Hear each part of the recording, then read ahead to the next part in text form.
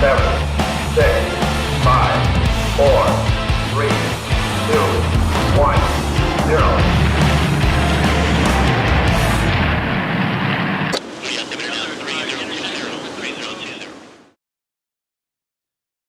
Well, hello, my friends. It must be Thursday night if we are doing the call-in show. And the line is open, so you guys know. All right, so I'm just going to catch you guys up on what I had to go do. I had to delete all of the phone numbers that I had paid for because none of them would work. Just pretty bizarre. And these are all brand new. So the number is new. If you try the one from last week, it probably won't work. The one that I issued out there for September, it didn't work. I couldn't get it to work no matter what I did. I turned around, I bought a new phone number, and suddenly there it goes. So we're going to go ahead and take our first caller on the line here and hope that everything is copacetic. Caller number 1, can you hear me? And where are you? And how are you? I'm good. Oh, you know where Try that one more time. I got you. I hear you loud. You guys hear that? So that's Tack Penis on the line, our dear friend in San Antonio. And he probably can hear me. And I bet you guys can't hear him. And Absolutely. Yeah, I can't hear you either, brother. You don't know it, but you sound like you are on benzos. Like you got hit with a tranquilizer dart. Because even though we just did this a second ago, it don't work. Isn't that crazy? We did this 40 minutes ago. What? Caller number 2, can you hear me? You guys get this? Can you hear me? Nope, unfortunately, I do not. So we're going to have to do another reboot here. We're going to try this again. You seriously, you can't make this up. So stand by, folks. We're going to try to do another reboot. Okay, while we're doing this, I'm going to just tell you, I already fixed this. I fixed this a few minutes ago. And now we're dealing with these shenanigans once again. There's 0 things wrong. I rebooted the board got rebooted. The phone got rebooted. Everything's updated. We bought brand new phone numbers. Can't make this stuff up. You really can't. It's pretty incredible. All right. If you guys want to try to do the call again, I've just disconnected and we'll try it back again and see what happens here. This is like our routine now. Yeah, this is just what we do. We just deal with shenanigans. The more it happens, the more it feels like it is the ex-girlfriend, as you guys are saying over there in the chat. It does feel like there's something else going on there, doesn't it? Yeah, I'll put the chat on the phone. All right, let's give this call a try. All right, new connection. Can you hear me? Yes, can you hear me? Now I got you. All right, cool. Yeah. Man. Yeah, some people's kids, gremlins, man. They're FBI gremlins. Do you want to tell people that we just tried this a few minutes ago, that you were my test call prior to the show going live? Yes, absolutely. And everything was perfectly fine. Just like any other call, you call somebody, say like your parents or some number you call all the time, right? Goes through perfectly fine, just clear and everything. And then all of a sudden, what do you know, gremlins? You couldn't hear it, but on your end, what you sounded like was this, yeah, man, I can hear you. It was like you were hit with benzos, like a trank dart style. So, all right. All right, Mr. Tack Penis in San Antonio, Texas. You've got the floor. Welcome to the program. Thanks for working it out with me. What do you got going on tonight? Not much. Did you see Dan's post? Which, when I read it, I was filled with so much hope and trust, and it just made me feel wonderful inside. And his post was, and I quote, "When Director Patel and I took on our leadership positions in the FBI, we promised the American people accountability. Promises matter."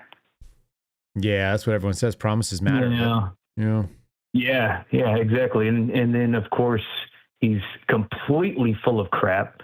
You can't even make this up. Like, Well, Oh, my let's tell word, people man. what the The news Democrats- was, because there was news. The news tonight, for those of you that are just joining us, and if you're not paying attention on social media, which hopefully you're not, we found out that Jim Comey was indicted, and he was indicted for a 1001 violation, 18 USC 1001 violation of false statements, and then also an obstruction of Congress. The highest charge carries with it a potential of up to 5 years.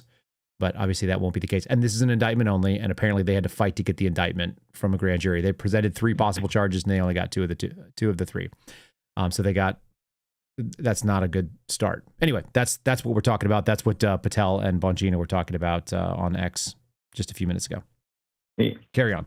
hey, these people, I swear, man, like I don't think a single thing that they promised, a single thing that we all hoped for, like an actual, okay, this is actually legit, charges you could bring upon these people. This is legit wrongdoing you could pursue and reasonably have confidence that you're going to get, some accountability done for this. There's going to be actual, law, carried out, and these people are going to actually face some consequences.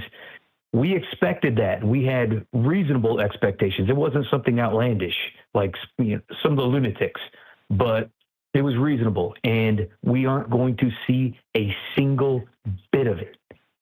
That's what I believe right now. Like, I don't think a single thing will happen. It's frustrating. It's absolutely frustrating. And it just makes you realize that we were sold a bill of goods. And, for the most part, we need to be careful about how much we just take people's word for it. We actually need to vet. We actually not even trust but verify. No, how about we verify, and then when there's a case, multiple things that we verified, okay, this is true, this is true, this is true, fine. Then we can start giving some trust, but make them earn it. Well, have you thought about maybe what you need to do is just vote harder? Have you thought about that at all? I thought about that, and I also thought maybe I needed to get a bunch of candles, these scented candles with some normal manly scents like gun smoke and bacon and things like that, and then pine tar stuff. A meditation, pray about it, have a meditation, and just try and channel my inner trust the plan a little bit more. It's probably my fault because I'm not trusting the plan enough. Well, maybe you could get one of those Trustium flavored candles. That would be a good start, huh? Possibly. I don't know what that smells like, by the way. What does Trustium smell like when you burn it? Probably smells like... It smells like... the first thing that came to mind. I'll tell you later what I... You can tell me privately? I think it smells like burnt paracord. That's what I'm going to... That or something... Just go with that. Something biological, something nasty and biological. Yeah, well, let's keep it clean. Let's imagine that it just smells like a burnt synthetic. It just smells like 550 cord after you've burned off the edges. I think that's what Trustium smells like. Yeah. Well, none of that's great news. Yeah, I don't mind that so much. What do you got for good news? How's your animal doing? You want to tell people about this attack? What is it? Attack reptile? Is it an amphibian? What is it? What do you call it? Yeah, Syrup is doing awesome. My baby snapping turtle. It's been around me enough. I've held it every single day. Yeah. And it finally is like when I pick it up, it's just like, okay, I'm just gonna sit here. This is my human. He obviously likes me and he's nice to me and he pets my shell and they can actually feel that too. So you're not just like rubbing like say like a car, the body of a car. No, they actually can feel when you're. It's like when my kids shell. They pet my toenails or something, right? It's like the same thing. Yeah, it's kind of like when people tap my prosthetic. 'Cause believe it or not, I can actually feel that. It's really weird, dude. It's really weird, but yeah, of course I can feel it. So anyway, but Syrup is doing awesome and is just a fantastic little turtle and is. I can't wait for it to get enormous. I'm going to feed it watermelon, like gigantic watermelons, to prepare it for the skulls of my enemies. This is such a strange pet idea. I appreciate the updates as a regular segment we're doing here on Thursdays. It's so cute though, man. It's so tiny. It's freaking tiny hideous. Little thing. It's a hideous looks like creature. A ball of hatred. Yeah, hideous. And it's got these precious little eyes, and if you're a man, if you've got like a reasonable level of testosterone that should be expected of somebody who doesn't vote Democrat, then you would look at it and be like, okay, this little guy's cool. I'm not saying awesome. it's not cool. I just say cute is not the right word for it. And I just realized where my fundamental distrust comes from. White Knight in our chat just said, Koopa Troopas. I am actually bred from an entire generation that remember that turtles were the bad guys. But we were also conflicted because the Ninja Turtles were the good guys when they were teenagers. But I think when they grow up, they become sort of like mindless Koopa drones. So we got to be.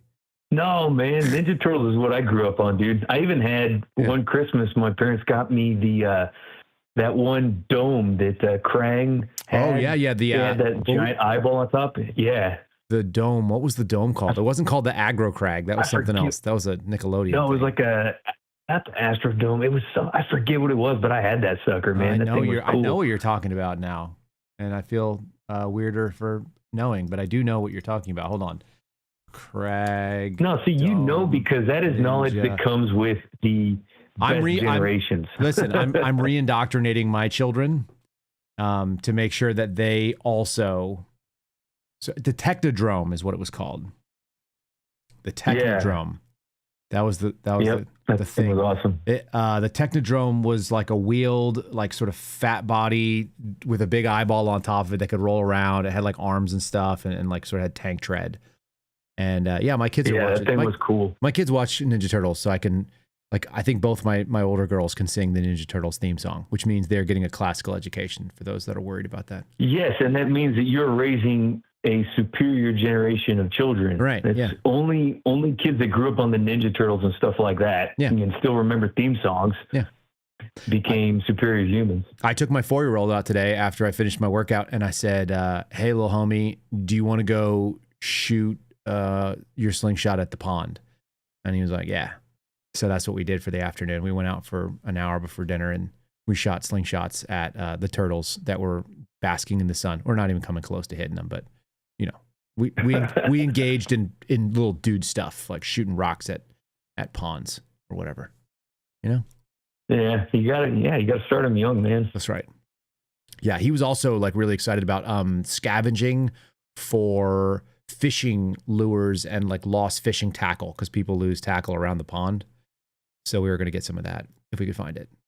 Exactly. That's going to be a skill that's going to help out in the foraging apocalypse. Yeah. Whenever that happens, straight up foraging. You got to know how to get it. You got to go how to find material that is left behind. Yeah, you can recycle enough lures and tackle and stuff. You can just set up your own makeshift lines and then catch stuff with it. You can stay alive. Sears School 101. SV80. Yeah, exactly, man. Yeah, that's how I know how to make a fire in the snow that's not going to go out and nobody can see it. And it's going to be super warm. Yeah. Survival fires. You got to know how to do it. Okay, you want to hear the dumbest thing that I did when I was at survival school? I put together a snare and I was going to try to catch like a moose or an elk or something. It was a big ass snare. It was like it was like an 8 foot, in diameter snare. And I set it up to try to catch something.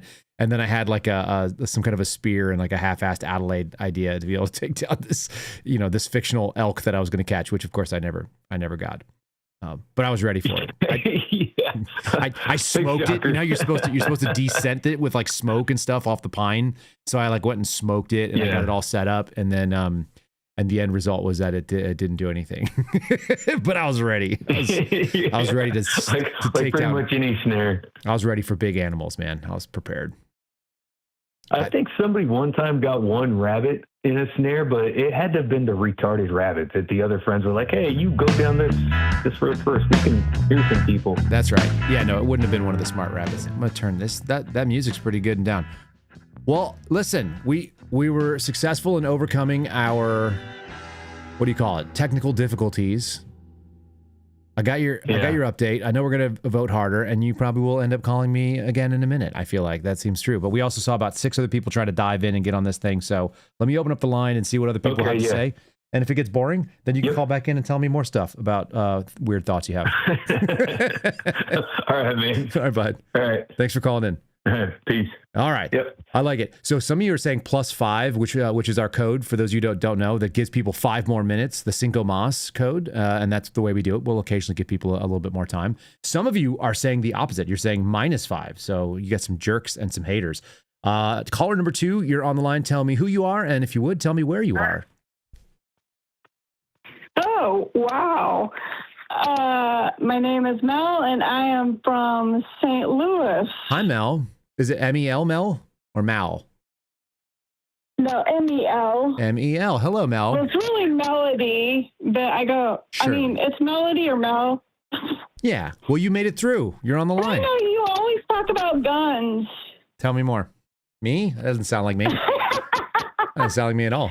So, yeah, actually, you actually got me interested because I'm honestly thinking about getting a burner. Although I don't want a gun, but What's a I gun want to be gun? able to protect myself. Yeah, tell me more about this gun I gun. mean, like a pistol or, something that can kill. Yeah, everything can kill if you use it right. Even a burner? A burner? What's a burner? I thought there's a burner gun. It doesn't kill and it's legal, What? but it can do damage. Wait, is it like my flamethrower? I mean, it can stop somebody, huh? Hold on. I've got a burner gun. Look at this. I got a burner gun right here. This is a burner gun. This is the pulse fire exothermic flamethrower. Is that what you mean? A burner gun? I don't know. Actually, I'm not on where I can see you, so I'm sorry. Well, the chat saw it. 'Cause I don't.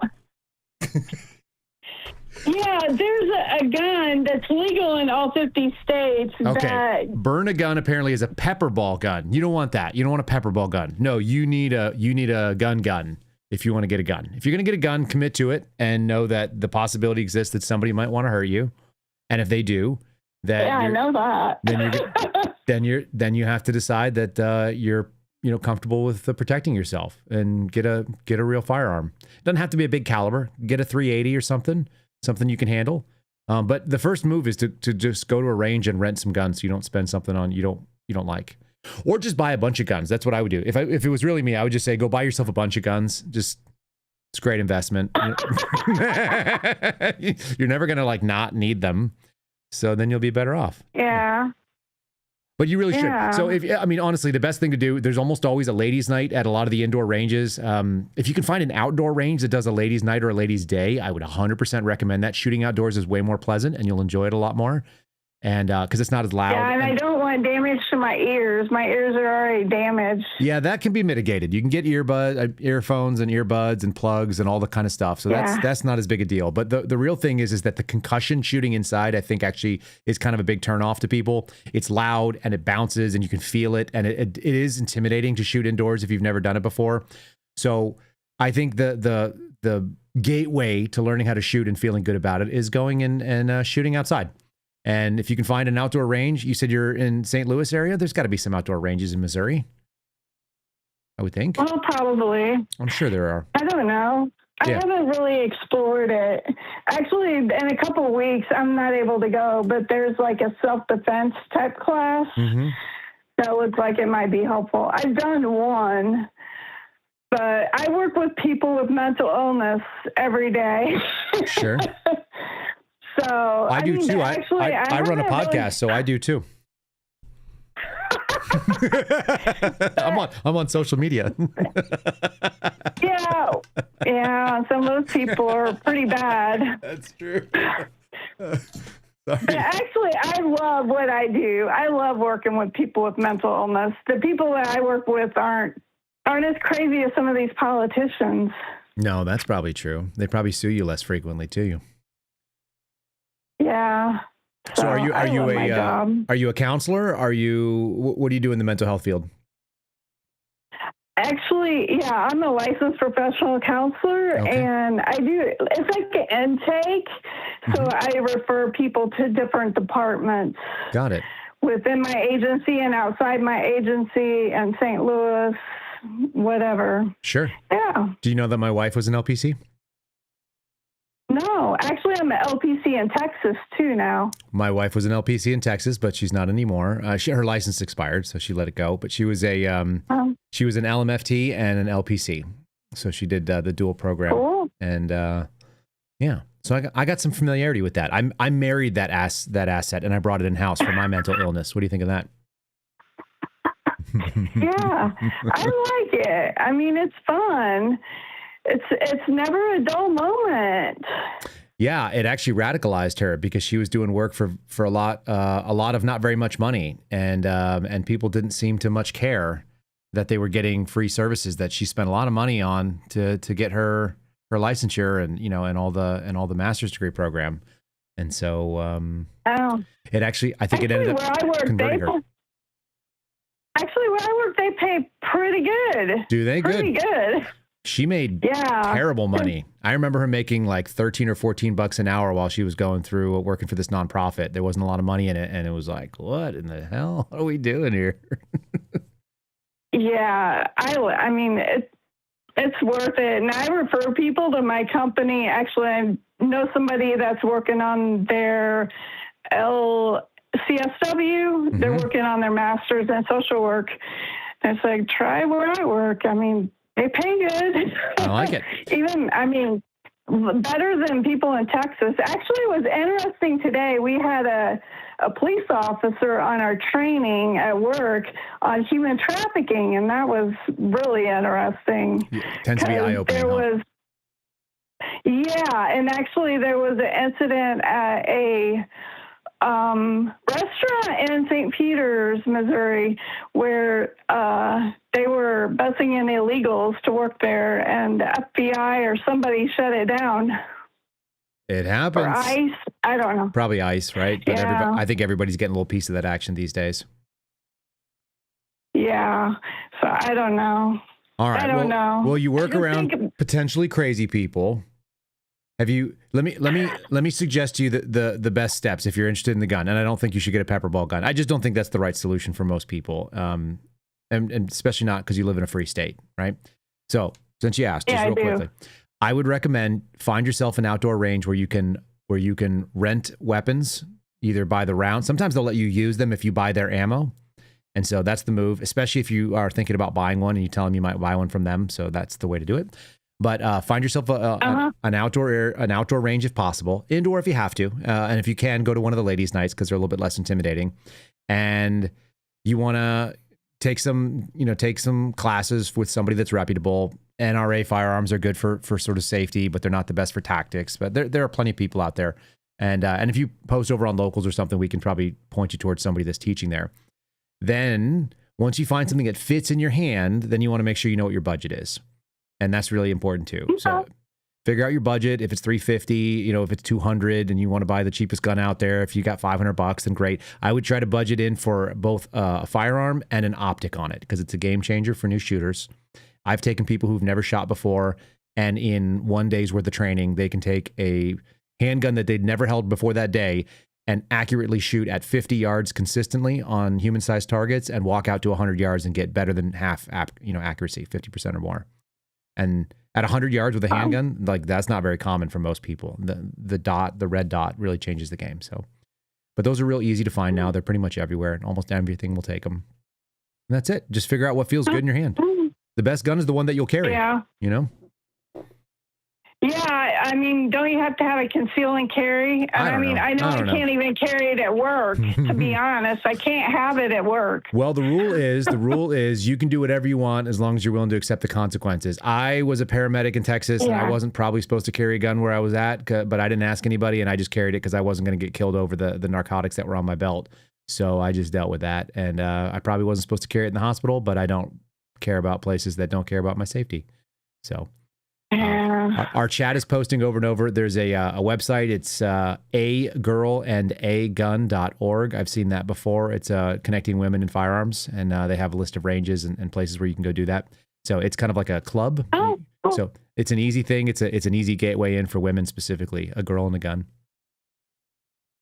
Oh, okay. So there you go. I'll check it out. Yeah, and if you decide to start carrying a gun places, I know a buddy who is he's an LCSW. And he tells me that the SW stands for social warfare, and he carries it. He does psych ED intakes, and I'm pretty confident he's armed whenever he goes into the hospital, even though he's probably not legally, or they probably have some ordinance or a sign, but the end of the day, if you save the day, Yeah. no one's going to cry about it if you're responsible and you know what you're doing. So there's that. Well, I guess it depends on where you're at. It does, and I know that it's generally speaking, it's frowned upon, and it may actually be considered a trespassing charge. But I find myself really, I'm unable to read signs, so I have that problem. I don't know what gun-free zones are because I just have this. I have a blank spot. You can't prove I can read it. Yeah. That's what I say. Yeah. I'm a law-abiding citizen. I try to be a law-abiding citizen. Yeah, I try to too, Oh. except when it infringes on my ability to protect myself. Yeah. Just saying. Yeah. I ignore Yeah. stupid rules. That's my general thing. Yeah. Well, thanks for the info. Yes, ma'am. Thanks for the call. It was nice talking to you. Okay. Have a good night. You do the same. Thanks so much. Bye.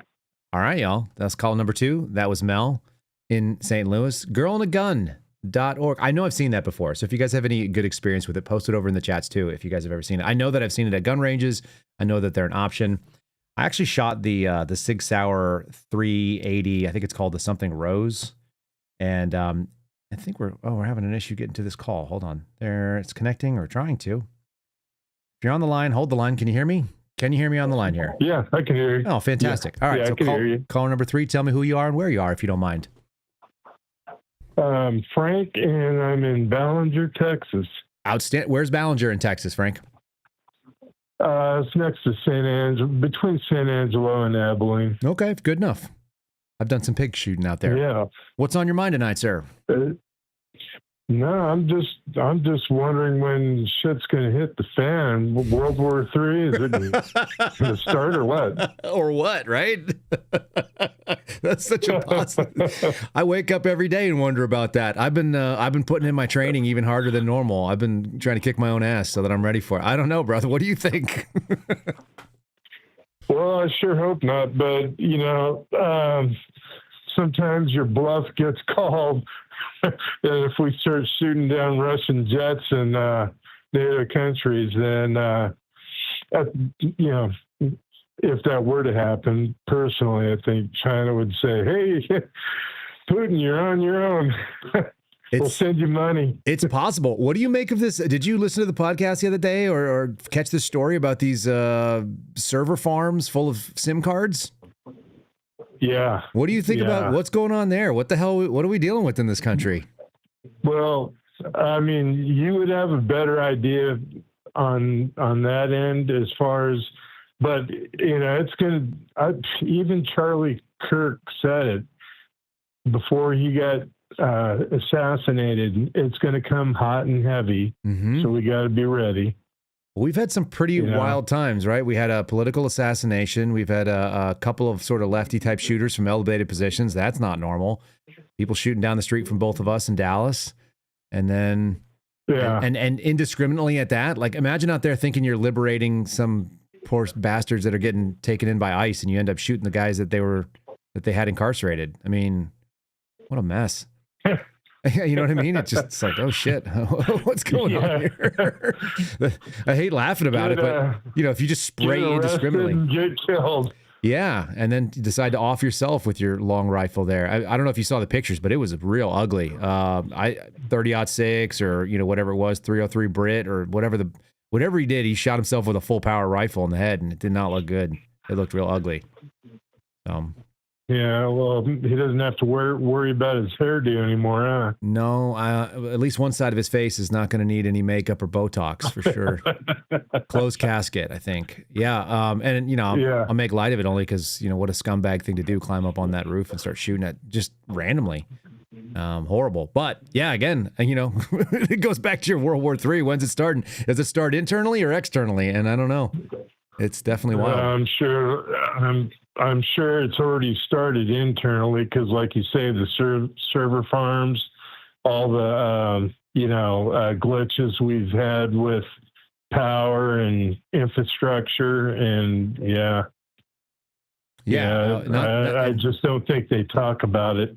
And then we're bombing. We're just randomly bombing, speedboats in the Caribbean, I guess, too. Just they dropping drug should boats. have used a Gatling gun and just cut it up that way. I don't hate that. I saw that movie. It was called, that was Bad Boys Hamburger 2. for the sharks. Wasn't that Bad Boys Yeah. 2? Yeah. If Yeah, they I think what if they just so. disabled the engines and just let them float out there indefinitely, especially if they're in the middle of the ocean? Yeah. That could be- Well, they got a lot of drugs they could take. You know? Yeah. It's like you got a choice. It's better than being locked on a boat with a tiger. Wasn't that a movie at one point that I didn't watch? There was like some It technical was. kid in the how the hell did the tiger get in the boat anyway? You remember? Did you ever watch it? Yeah, he saved it if I remember right. He saved the tiger because it was in the water and he brought it into the boat. Okay. Yeah, like the plane or boat or whatever they were on sunk, Okay. and yeah, I think they were on some kind of cargo ship or something coming back from Africa, and Got it. maybe I don't know. Look at this. Something like that. Our chat is very responsive. So I got 3 people in 2 different places saying The Life of Pi. I guess so, guys. You tell me. I don't watch Oh the movie. yeah, that's it. Yeah, that's it. I just remember seeing the poster. I don't know what the hell it was about. Yeah. Hey, you're knowledgeable on guns. Okay. How I had a Mauser? I didn't think they shot 30-06. A lot of them don't, but they did. That's a German rifle. Yeah, so they shot in different calibers. A lot of them were shooting that like 6.5 Swedish and some other stuff like that. But they actually did import some that were either rechambered or they were originally chambered. The Mauser 98, you can buy them in 30-06 right now, and you can buy them in Canada. So if you check out Gunbroker, you'll find them. Okay. Yeah, initially that was kind of the No, pushback. I don't want one. No, I mean, I don't think anybody does. 375. Well, yeah, no, agreed with you 100%. I don't think it's the thing that people are necessarily going to look for, but they're relatively inexpensive. They're kind of a mill surplus gun, and it does sound like they imported a handful of them in that. I'm sure if they're about like $500-600 right now. So my guess is Oh my like gosh. 20 years ago, those things were probably $150-200. They were just the standard thing you could buy a full crate of junk. They put them in some synthetic stocks and it whatnot. probably wouldn't. Yeah, probably wouldn't be bad for that, but Right. You remember when you used to be Yeah. able to buy like an entire thing of like SKSs? You could buy like a crate full of SKSs at like $79 a piece. Like I remember that in my lifetime.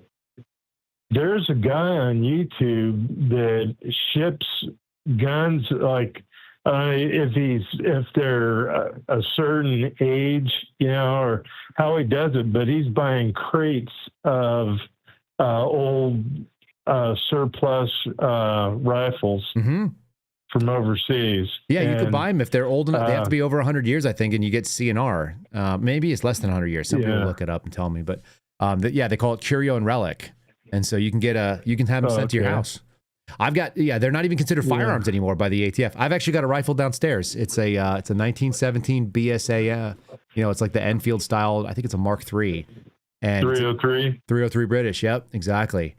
And I bet you that thing still shoots, although I'm kind of scared to try it. It looks really nice. The action's super smooth still. It went to war, Yeah, I mean, scope the barrel. If it looks good, I wouldn't hesitate. Just maybe reload the ammunition. So I've got a bunch of factory stuff that was actually made for it specifically. And a buddy of mine had one of those and he got rid of it. And he just ended up with a couple hundred rounds of it. So I got a bag full of ammo and I got about 7 or 8 stripper clips full. And then I got one of the magazines that stops up pretty good. And yeah, I mean, everything looks legit. It's 100 and something years old though. It's 7 years old, 108 years old. Pretty cool. Have you heard about that new ammunition that has, I guess it's like a nickel case, 7.62 that's significantly lighter? I have seen that, and then I've also seen what they've done with the 277 Fury, and I can't remember if I got to shoot it or not, but I think I might have shot it out in Las Vegas for SHOT Show 2 years ago. And Oh, okay. yeah, no, they're definitely these sort of like hybridized casings where they're doing, different powder burns at different times. So they're intermediate powders, whatever they are, or 2 different, charges that are going, and they're getting way higher pressures out of the same sort of casings. Yeah, there's some wild stuff. It's finally starting to happen where people are like, it's the same thing. I have a rifle from a company called Q. Have you seen them? I've heard of it, but I don't know if I've seen much about the rifles. So they built a rifle, they're in New Hampshire, and they built a rifle system based on the idea of, why do we always build Remington 700s? Like, what if we just started from scratch and we just built a rifle? And so instead of having the bolt ride inside on internal rails, it rides on like external rails the way a slide does on a handgun.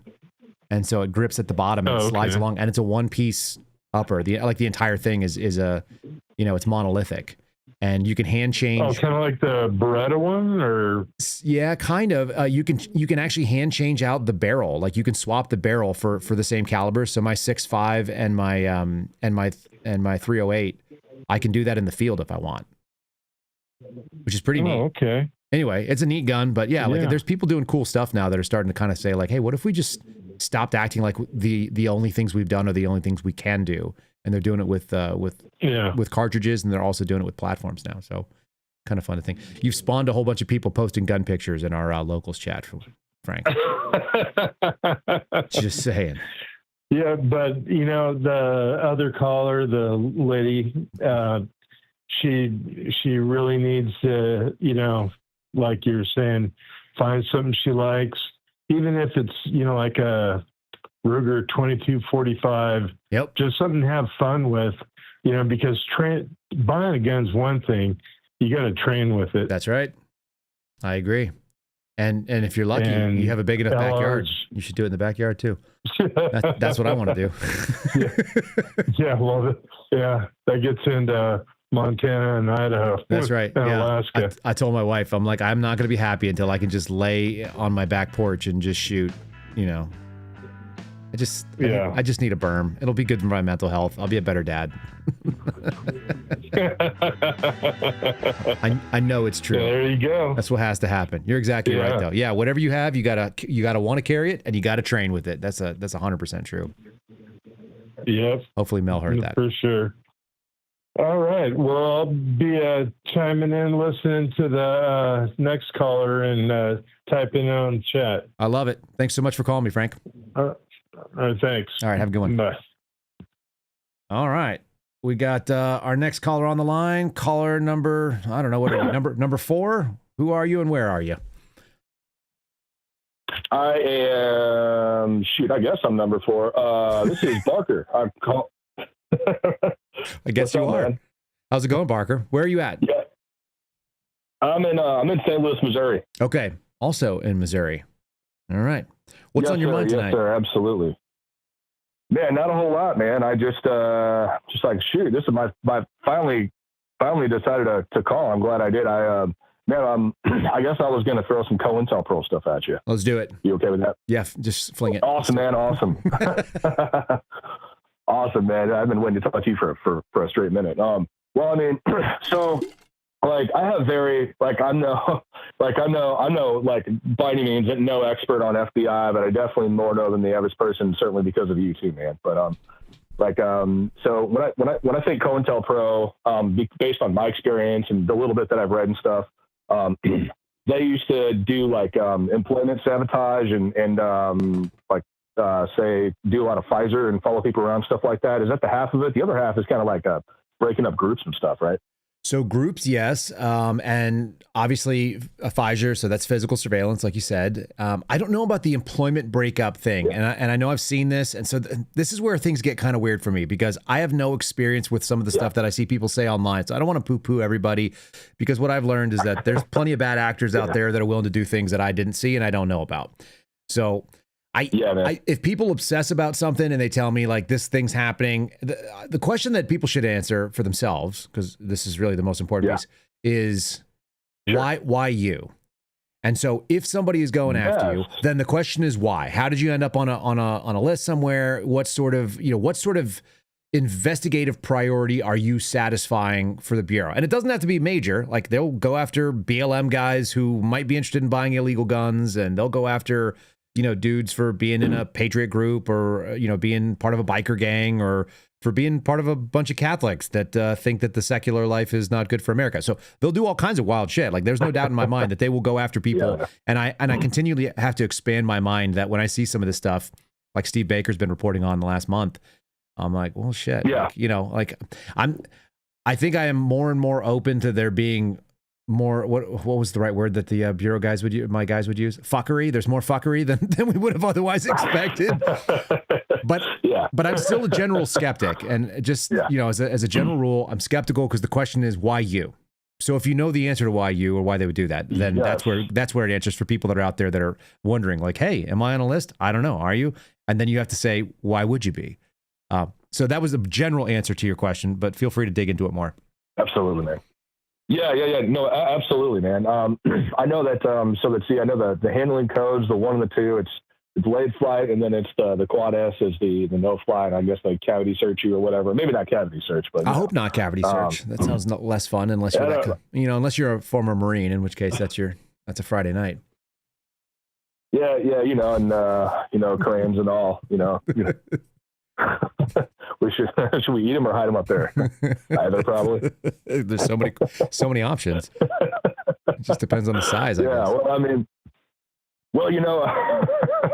and the color. My thing is, no, absolutely, man. But everything it's all, it's all coming out, no matter where you put it, right?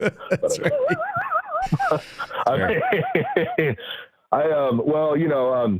There's these other handling codes. I'm not sure if this sounds fictitious to you. Do you know of any other handling codes after the 1 and the 2? Because I've heard where Garrett had actually mentioned one, where he was like, I think there's one where they can put you in a category, but they just they flip in there, but they like don't tell you. And they kind of do that with, it seems as if they do that with 1 and 2. And of course, there's really the redress procedure is just such a fucking, excuse me, it's such an effing runaround, You're talking about on when you're trying to travel and fly? Yeah. Yeah, at some point I'll get Sonia Labasco to come back on and speak again, or maybe we'll have we could have Peter Johnson and Sonia at the same time. So both of them are former air marshals, and they can talk about the screening protocols and what gets nominated. As I understand it, and I think this is 100% the most likely thing, is that there are certainly categories of people that are being watched that are not being extra flagged or extra handled, because look, I had surveillance on me when I went back to El Paso, and I didn't have anything on my border, on my boarding pass, and I didn't have anybody harass me at the airport in any way, shape, or form. But I picked surveillance out of them. And listen, when I say I picked them out, I mean I ditched them and they came looking for me. And that's a pretty unique thing to do. Look, I've got some experience. I'm certainly not the best. I'm not Jason Bourne or anything. But I'll tell you this. Awesome, dude. I'll tell you the story if you want to hear it. I made like 3, maybe 4 people who could have been on the surveillance detail, and I found out that they generally had 3 from the air marshals I talked to after the fact. But I was like, okay, there's. So it was the air marshals that did that. It wasn't FBI. It was because it was most likely. It was a. Yeah, most likely flying, because they were flying. Yeah, now it doesn't mean that the FBI couldn't do it, but I've never heard, because I was on the surveillance teams, I've never heard of FBI tasking us to go and do like a flight. And so that hasn't been the case for me. The air marshals actually have like carte blanche to jump on planes. So they already have whatever the deal is with the airlines to grab a seat. So long and short of it is they were sitting behind me, which is number one. I picked them up before we went on the plane, and I identified like up to 4 people that I thought could have been probables. And I kind of kept an eye on them. And they're like military age males. They're carrying themselves in a certain way. Their clothing is appropriate for concealing a weapon system, which I was watching as well.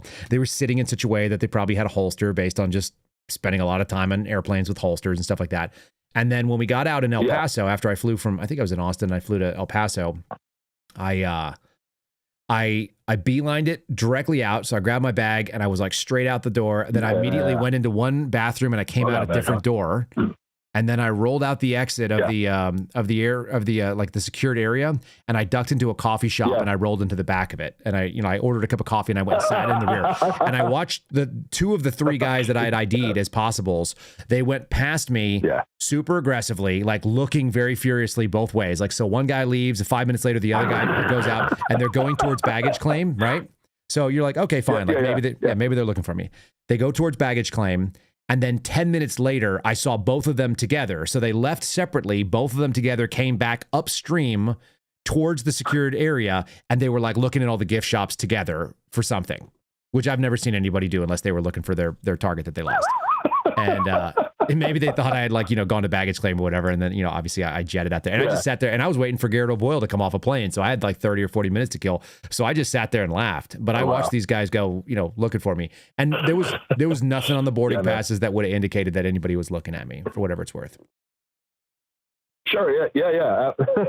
You know what that reminds me of, Kyle? That reminds me of, like a Bugs Bunny cartoon where you're just right behind the guy and you just keep tapping on him. But I mean, I was like, look, I was giggling about it. I thought it was funny because I wouldn't want to lose my target. If I had lost my target, I would be pissed too. And I would also be looking really frivolously. The problem is the minute that you start having to look overtly the way these guys did, like, if they had found me, what were they going to do? They're going to be like, I found him.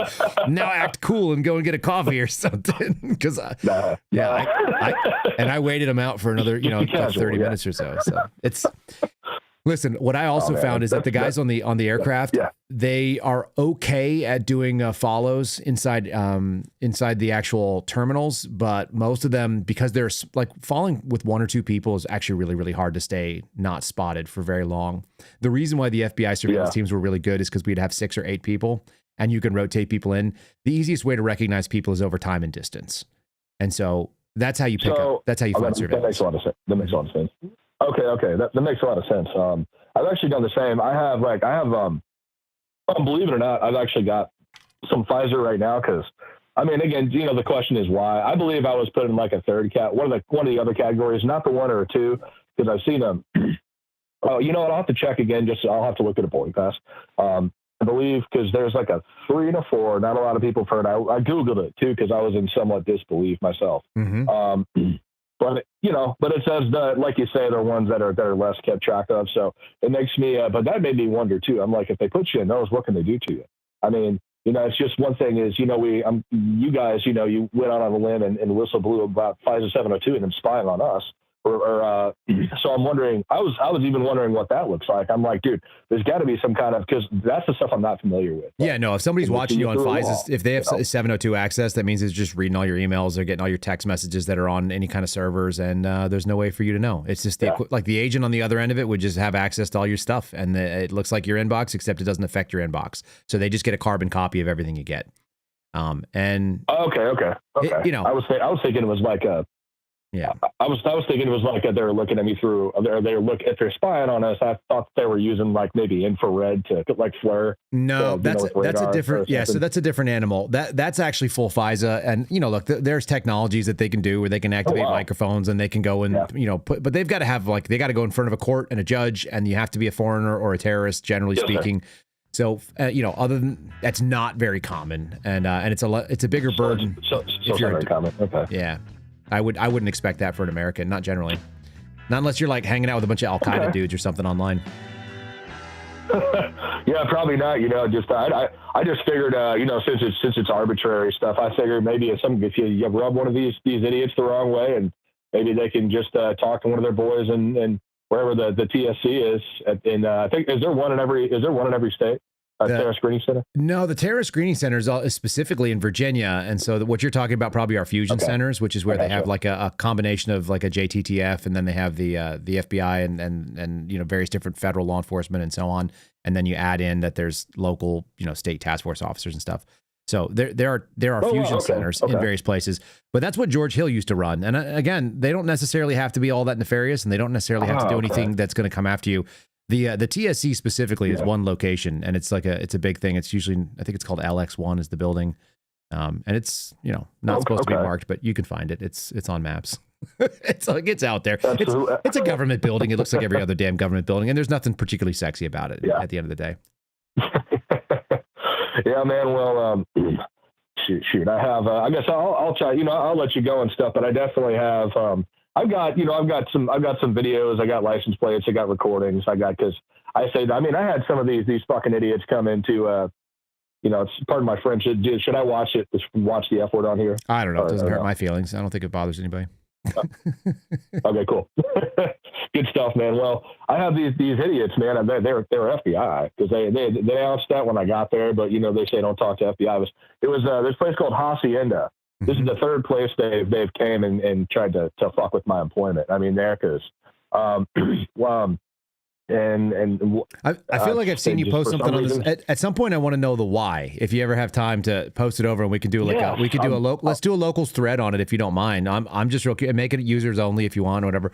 but maybe I want to know the why. Absolutely, sure. I want to evaluate I do too. and because the other thing is this, there's always the possibility that that's something else going on. And listen, DHS has animals that do things that I don't understand, so I can't talk about that. I just don't know. But they, they've got their own kind of rogue agents. Absolutely, man. And at the end of the day, what I found out is that there's more scumbags than I didn't know about when I start talking to Steve Baker, and you realize that some people just do shady stuff and they abuse authority. So I can't rule it out. I just can't rule it out. You know what I mean? I just can't. Yeah. Hey man, I can't either. These guys before I let you go here, these guys were sitting at the bar. One guy announced himself and he goes, our FBI, we're glad you're ... I'm like, okay, whatever. Fuck talk, but because they'd already gotten on my nerves, and I'm just like, what are these motherfuckers doing here? But there's another guy that was sitting down, and one guy was talking. It was kind of almost a Jeff and Mutt thing. They were sitting down. One guy really got up and started talking trash, but that didn't break my phone out because, FBI, I learned from you, they hate to be recorded. They really do. They really do hate to be recorded. Yeah, it's man. Kryptonite. So this guy was, totally, man. But this guy was talking so much trash, and I'm like, I think I can probably take him, but I'm going to get taken out in handcuffs and just, And I'm just like, I'd love to, but I'm like, I guess I'll just have to put up with the abuse. And then, unfortunately, I did take a handheld recorder to the library one time because I don't have a printer here or anything. But there was one guy they had there. He was just, this guy, this SOB's got it easy. I brought a recorder there just in case, because I knew I was getting followed by FBI or FBs. But which, I don't feel paranoid. It is what it is. But the guy showed up at the library, and I was about to look up stuff on the FBI website to do a Privacy Act request because Cowboy Hotshot had mentioned, dude, you should open a Bivens up on these guys and do a Privacy Act request first. So I was trying to do that, and I had my recorder, and this guy goes, we playing games? He goes, we playing games from the other room? And I'm like, let me turn this bitch on. Yikes. But, well, I turned the recorder on, and I'm like, man, you're more than welcome to say that again, man, because I know that you're an FBI agent, so that shut him up, so. Yeah, but anyway, I'll work on the why. Yeah, man. Give me the why. Let's do a thread. I'll keep my eye out for it on locals. I'm interested, and we'll crowdsource some thoughts on it, and awesome. And if you got likenesses, I know some friends. Well, I don't mind asking people if they've ever seen this. I would have never believed what Steve Baker said about this woman, Shady, whatever the heck her last name was. And then finding out that she might be running cover for like a congressman. If you'd asked me that 2 years ago or 3 years ago, I'd be like, absolutely not. That's not real. And then, it sounds like it might be real. So, there are strange things afoot, and we're living in a strange time right now. So anyway, set up the local thread. Did he post? Oh, yes, sir. Absolutely, man. The shady thing, I'll post something over on locals again. But yeah, he's continued on in this, and it sounds like the seventh floor of the FBI building has not denied that what she's doing. And her name is actually Shady. It's SHAY, middle initial D. Shady. You can't make it up. You can't make that up. You can't. No. Seems like God's got a sense of humor for us. Well, yes, sir. Absolutely. Well, I'll let you go, man. There's a lot of people want to talk to you. So I look forward to talking to more. I look forward to seeing your thread over on locals, bud.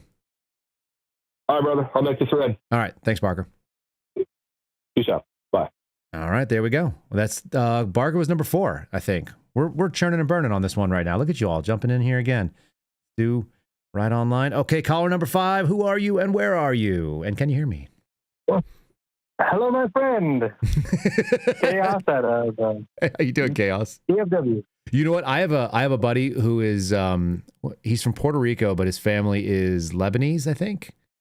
And every time he calls me, he's like, "My friend, how are you?" And he gives this accent. He always hits me with "my friend."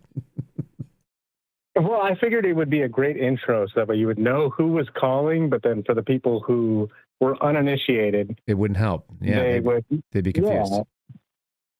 It's solid. Exactly. What's going on tonight? Well, not a lot. Not a lot tonight. A lot over the course of the last 2 weeks, but definitely not a lot tonight. I'm trying to remove myself from a lot of things happening.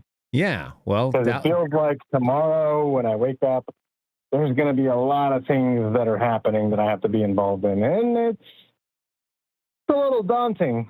Yeah, Is this personal stuff or national stuff? Like we're all seeing in Dallas, like Dallas has got stuff happening right now, obviously with this investigation and at the ICE thing and other stuff, or you got other things going on? Well, I mean, it's personal stuff, but only insofar as everything else that's happening nationally. Yeah. Okay. That makes sense. You know, it's a sordid reminder that our responsibility remains firmly within our community, but we should work to spread our influence out, hopefully for the better. You sound like you. That sounds like some hippie stuff. What's the hippie thing? What do they say? Act locally, think globally. Isn't that the one? Yeah, they're not wrong, are they? Like that. No, I mean, it depends on how you're acting locally. Well, that's fair. Yeah, if your local decision is to climb a building and shoot at a van, I wish you would not do that. Yeah, well, I mean, when I wake up in the morning and go, well, yeah, okay, this is the side of Dallas that I'm not going to today. Right. And yeah, that's it. It is a thing, and it's not a new thing. I think it's a new thing that has reached a lot of people who haven't been paying attention or who haven't had any kind of struggles through their journey, which, hey, I amen to them. You think that this has been something that's been bubbling up for a long time and now it's going to be more mainstream? Is that what you're saying? Yeah, I mean, I was 14 years old when I had my, man, I might have been younger than that. The first time that I had a gun pulled on me. I've been homeless multiple times. I know what the streets of Dallas look like. I know what the nitty gritty of Dallas looks like. Mm-hmm. I mean, it's not something that hasn't been happening. It's just this is the first time that it's really hit a lot of people all at once and very publicly. Yeah. Mm-hmm. Where do you think it goes? Where do you think it goes in the next couple of weeks here?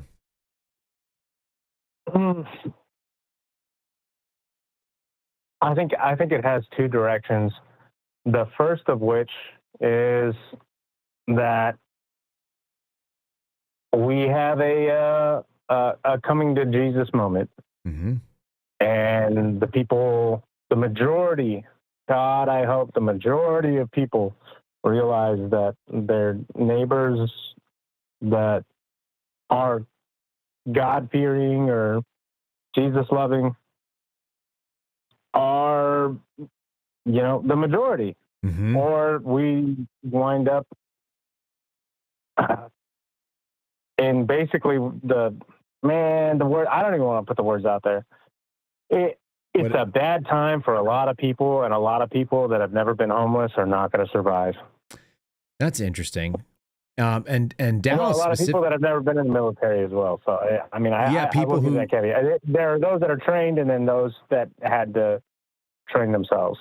Sure. And I think those are the people that are mostly on the side of, being God-fearing and Jesus-loving, if I'm being honest. That probably makes sense too. Yeah, there's a lot of people out there that don't have what I would call hard skills, whatever. I don't know how I describe that, but those are kind of the things, like how to, start a fire, how to find food, how to create shelter, how to, handle business if you're in a bad spot. How to be of value to your neighbor. That's an even better way of being, huh? Yeah, there's going to be an awful lot of coders and lawyers that don't have a whole lot of function unless they develop some other useful skills outside of their profession. I mean, I was listening to Mel talk about it, and it's like, what? I don't want something that can kill. And I'm sitting here thinking to myself, well, I mean, if I put a pin in my pocket, and I have a very deadly weapon, I've got something that. That's right. Yeah, I mean, it's very quick, very easy. It's got it's tubular. There's quick blood draining. I mean, it's sharp. Like I tell my kids very intently, do not run with pointy things facing upwards, because if you trip and fall and land on the pointy thing, yeah, this is Well, that goes to what George Hill was saying 2 days ago, Timmy, where he just said the most dangerous weapon is the one that's between your ears, and then everything else is just a tool. Yep. So I agree. I highly urge anybody and everybody to not only learn.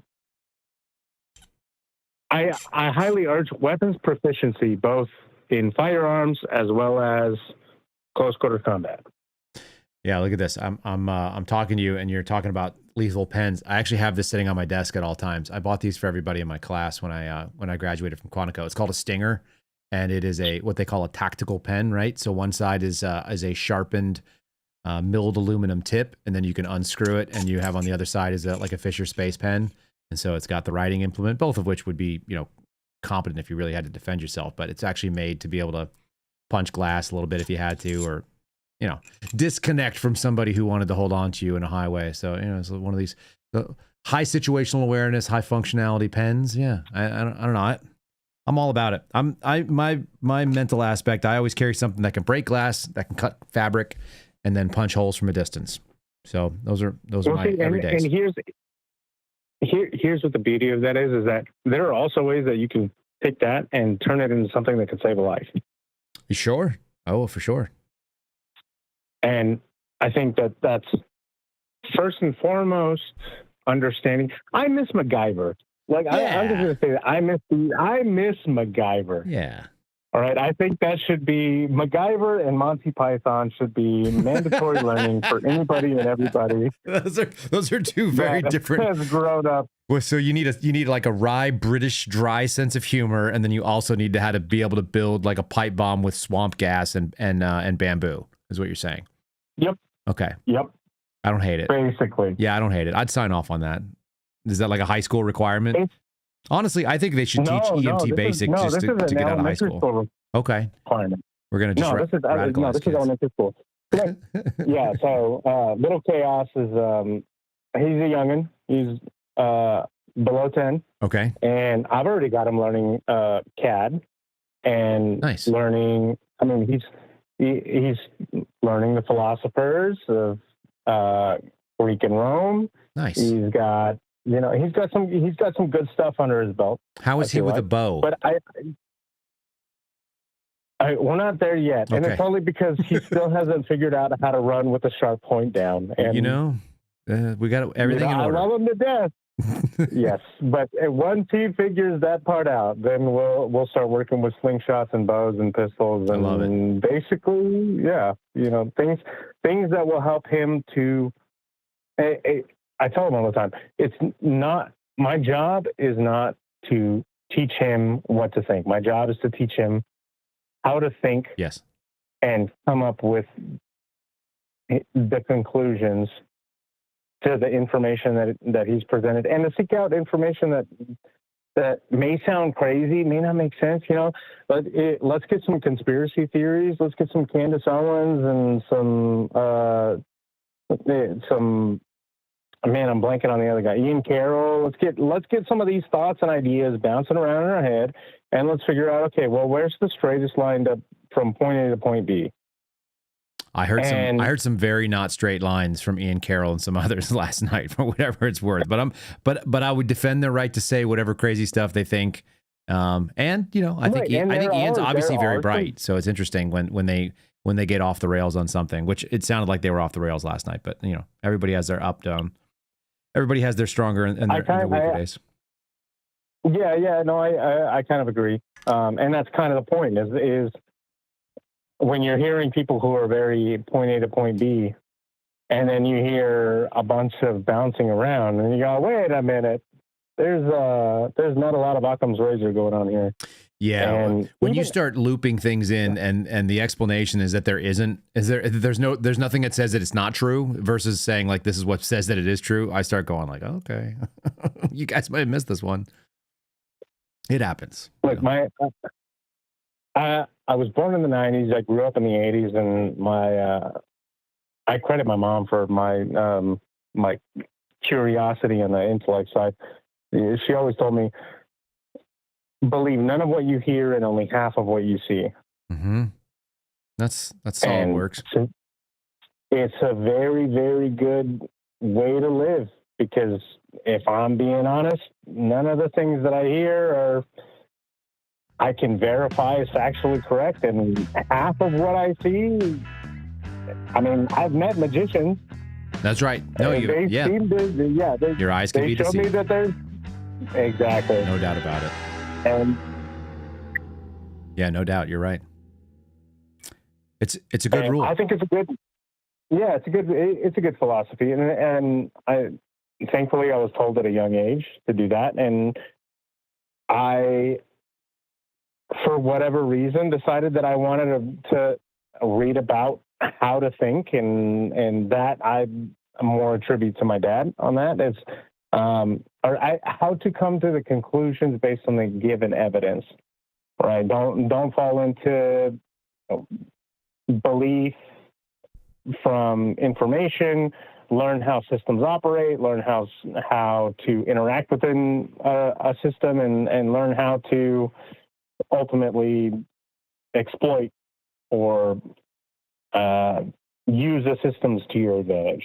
And then be a skeptic whenever anything comes your way. That's the right answer. Let's call that the moment right there. We'll see if somebody else wants to jump on the line. I appreciate the call, Chaos. I appreciate the waxing poetic. I feel the same way about a lot of those things. So, and I also am okay with mandating MacGyver. We could do that at any time. That'd be fine with Kyle Seraphin. That sounds good to me, brother. You have a wonderful night and a good weekend. Thank you, sir. You too. All right, folks. It's going to open the lineup. That means it's open only for a second, and the spot is grabbed. I think we're on to caller number 6. Caller number 6, tell me who you are, where you are. You guys are lickety-split tonight. They are. Carlito, it's Mark. How are you, man? I'm in New Orleans. Oh, Mark. What are you doing? Where are you in New Orleans? What do you got going on? Just for work. It's a little conference. All right. Well, how are you doing out there? Yeah, man. You being safe? It's been good, man. It's reminded me about how hot and humid it is out here. It's 81 degrees, but it feels like 100. It's gross. It is gross, but that's just because you're in New Orleans. How's everything else going though? It's just nasty weather and it's gross. No, it's the weather's fine. It's just I mean, Austin, humidity is lower in Austin, so it feels gross here relatively. When you think about it, maybe later on tonight, if you're bored, grab a look for the Daniel Tosh discussion. He did a whole bit on Katrina and how New Orleans was a city that desperately needed a bath. It's a very irreverent take. While you're sitting there, and you might get a kick out of it. Yeah, and I will. He's good. He's one of my guys, man. He's hilarious. For sure. My sense of humor. So what's on your mind tonight? Oh, man. Just one thing on the why being followed. So I've had many times being followed through the Air Force by TSA, and the why is usually wearing a suspendables pin. Nice. But the funny thing is, it's these gross TSA agents. And I'm feeling like. Are you wearing it properly with the eagle down like you're supposed to? Hold on, I gotta switch screens. Do you wear it properly? Yeah, I think I posted one pic a year ago or 2 years ago. Whatever. All right. Yeah, didn't I straighten out one of your pictures? Yes. Okay. Yes, sir. Exactly. So that's now okay. I always It's get it right. But I'm actually insulted when they follow me because one. Yeah, they're not very subtle, and two, they're fat and gross. And I'm like, if I'm a threat, couldn't I at least be a bigger threat than that? Like, give me somebody who's worthy of following me. Yeah, you don't feel like they could actually handle you as a threat. No, I mean they couldn't handle a stiff breeze. These people haven't seen their junk in probably 5 years. It's there's a belly in between. That's not impressive. But yeah, man, no, they are unimpressive. Anyway, that's one thing. Stop playing with the zoo animals. Don't play with the zoo animals. The poor TSA. They are bad. Actually, my Twitter background picture is like a selfie with one of those people hanging behind me as they were following me around in the background, just for shits and grins. Yeah, that's why you're a shit disturber, is what my father would call that. Shit disturber. I hope so. Gotta have a little fun. But yeah, I'd be curious if Sonia or one of those folks could find out if the Suspenseful logo is one of the sort of that's a good question that raises attention. Yeah. Yeah, I will. I will see if she'll come on, and we'll pepper her with some questions. In fact, here's what we'll do. I'll get Sonia to come on and do a Sunday special soon, or maybe she'll come on and do a guest segment during one of the morning shows. She probably would. She's a sweetheart. And maybe we can get a whole list of questions that people want to post. You can post them to, I'll post a thread over on YouTube for the YouTube listeners. I'll post something on Locals as well. And we'll put something on X for the X subscribers. If anybody wants to ask questions of Sonia Labosco, things you never knew and you wanted to know about the air marshals, I guarantee we could probably fill up 20 or 30 minutes worth of answers from her. And so, yeah. For sure. Logos that might be a no-go. Yeah, exactly. No-go logos. That seems like flag can do it. Doesn't that seem like that'd be a government? That's clever. Yeah. They wouldn't think of it. I would, though. It's some good marketing. No. It's good. It's good marketing for sure. No-go logos. I like it. I like the it. No-go logos. What else you got going on? Too clever for government work. Yes, that's right. Dude, I have like been giving myself like a self-imposed media blackout. I haven't been on any social media. Good for you. Sorry to say, I haven't listened to any podcasts. And it's weird because when I tune back in, like periodically, just to check in for even a brief period of time, I'm sort of shocked by like the same old arguments. Like we're constantly pointing out the idiocy of the left, and it's right. We're correct to do it, but it's like, I don't know. When I pull back away and I come back in, I'm like, aren't we past this? Haven't we like, yes, they're fucking idiots. But that's how they are. And sort of like talking about it and pointing it out constantly and trying to like have virtual debates with ourselves about how retarded they are. Like, what's the point? I mean, it's a valid question. I think the point actually, if that's, as much as that's a rhetorical question, but I think the point comes down to, it's not for the people that we're talking to or even about. I think it's for the people that might be seeing from the outside that are just hearing it for the first time. And I'll make this a little bit more, I'll make this a little broader. I regularly, I've done, I had Trevor, you guys don't know this, but I had Trevor Aronson sitting in on today's podcast in the interview chair. And he's writing a book and he's doing something about some FBI stuff. So he came to come talk to me in Austin, which was cool. And he and I have been talking. Trevor Aronson wrote The Terror Factory. He was required reading by my surveillance team. So pretty cool to actually meet him for the first time. And we've been on the phone a number of times. Super nice guy. And he's a liberal, right? And I'm a conservative. And we can have a discussion in good faith and not necessarily agree on, we can agree on the facts and not agree on what they mean per se, right? Right. But the key is more like, who else is watching that? Who's the third party that didn't see it? There are things that Trevor and I can talk about like it's old hat knowledge, but if I brought any other journalist that I speak to for the first time, they don't even know. And they do this all the time. So a lot of this stuff, even though it's old hat to you and it's old hat to me, and maybe it's old hat to people that have been listening to various different commentators, it doesn't matter whether you were listening to Daily Wire, you're listening to Bongino, you're listening to anybody else, you listen to me, you think, oh, well, like this, everybody knows this. And the answer is like very small numbers of people know it. And the people who do know it are freaking like political nerds. Like you're a political nerd and I'm a political nerd, whether we like it or not. Like that's just what's up. That's just what's going on. 100%. So there's a ton of people that are just now for the first time coming online. And when I mean that, I mean like they're turning on their CPU and connecting to the web of the human beings that are paying attention. And they go, holy shit, like when did that start? And you go, oh, it was like 120 years ago. And they go, they've never heard it before. So it's always going to be new to somebody. So you think, no doubt. Do you think, I don't know, whether it's Charlie Kirk's assassination or what have you, it's like an inflection point where people are starting to get wise to the left's, sinister plots? I think that every single one of these events is a potential inflection point for certain people, and they have to be in the right age bracket, and they have to have actually watched what happened, and they actually have to have an emotional reaction to it. And some people, it was COVID. Some people, it was an employment mandate that came in out of nowhere, and they weren't paying attention, and they thought, oh, yeah, COVID's totally fine. Like, I got no big deal. And then they go, oh, wait, what? What do you want to do? You're going to kick me out of my job unless I do this thing? I don't want to do that. So some people had that wake up moment. I mean, some people had a wake up moment after 9/11, or they got back from war and realized like, where are the WMDs? So, there are days, I think, when on any given day, people have the potential of waking up, and the inflection point could be anything. It could be anything. And we shouldn't write off people just because they're not keeping up with us at the speed that we are. In fact, I have a whole business that's based on that at this point, I think. Yeah, I recognize that when I said it. I apologize. And look, I've been a supporter. Every day I don't want to go and talk about the same thing, and at the same time, I can't assume knowledge. It's not fair to regular people because we get new listeners every single week. So I That's the, the danger is like there's a required knowledge to listen and understand, but you have to still kind of talk about it because I can't just assume that people know what I'm talking about all the time. So occasionally I go back and retouch stuff. No doubt. And I think you're in the same boat. Like you're going to talk to people that they know what's up, and there's going to be days when you talk to somebody and you are now going to burst a bubble that they have never thought about popping before, and you're it. Well, and I think we all now probably subconsciously or at least subtly pro the people we're talking to figure out like where do they lean. So we kind of adjust our approach. Like if they're on the right, they're on our side. We kind of go into the full shebang, like guns blazing. Here's what's going on. Here's my thoughts. Yes. If you go to the left, you're kind of a little more careful. You sort of give them like the obvious points they can't really argue with. The border was insecure. Inflation happened. All these little lies you point out. I honestly think unquestionable. The best answer, and it's hard for us to do, but that's this, as you said, you adapt your tactic based on your audience. I think the best thing to do is be Socratic and to ask questions. Yeah. Because and I think with that, you're absolutely right. I think you want to do that in a way where you're willing to play both sides. Like let them ask you questions too. They can do their own Socratic method on you if they want, just to play along, be fair.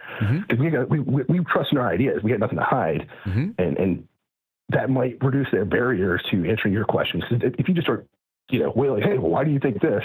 Why do you think that? And on, then they put up their walls, being like, I know what you're trying to do. Versus like being open to answer questions too. This is the effectiveness that Charlie Kirk showed people. He wasn't there to have his mind changed, but he was open enough to listen to somebody, and he didn't need to shout them down. It's like, make your whole point. I'd like you to be very specific about it. And when people realize that they can't defend their own ideas, then they may not change their mind right in front of you, but you might plant that seed that they walk around and they go like, man, something just chipped in the foundation of what I thought I knew was true. And I think that's really important. Yep. I think so too, man. Well, you're kicking ass, man. Appreciate you. Thanks so much, dude. I hope you stay safe in the Big Easy or whatever the heck they call that place, and take a nice bath. Yes, Get yourself sir. clean when you get out of there. It's gross. Hey, were you spying on me earlier? There's always cameras in those places. Do you work for the TSA, Kyle? That's what you get. No, that's what you get for getting a cheap hotel room. You're too fit. Yeah, that's right. I'm too fit for that. Right on, man. All right, buddy. All right, Mark. Have a good night. You too. There he goes. All right. I think Mark was caller number 7, although I'm not really keeping track. I should be doing better. Phone line is open. You guys have a few seconds. Well, let's do like one more. I think that seems reasonable. And then I've got some funny stuff. Actually, while we're waiting on a call, let me just play this little random thing I put together. I don't know why I thought this was interesting, but I've had this for a very long time on my queue. So here we go. Nobody cares about your feelings. But Papa, what if I'm tired? Do it anyway. What if I'm scared? Do it anyway. What if I'm stressed? Do it anyway. What if I'm anxious? Do it anyway. But what if I can't? You still gotta do it anyway. You still gotta do it, Shivansh. You got to understand. Separating your feelings from your actions is the most important superpower that you can always have. Please remember, losers follow feelings. Winners follow a plan. I know it's difficult. I know it's hard. And I know it sucks. But you got to decide what you want to be. Do you want to be the one who is giving excuses, or do you want to be a winner? Decide who the heck you are. A winner. Go. All right. Caller number, I think 8. I think that's where we're at right now. Who are you and where are you? Lucky number 8. It's Tim. It's the Ocho. How are you? Tim, where are you at in the world? Utah. Oh, well, I'm kind of jealous of that.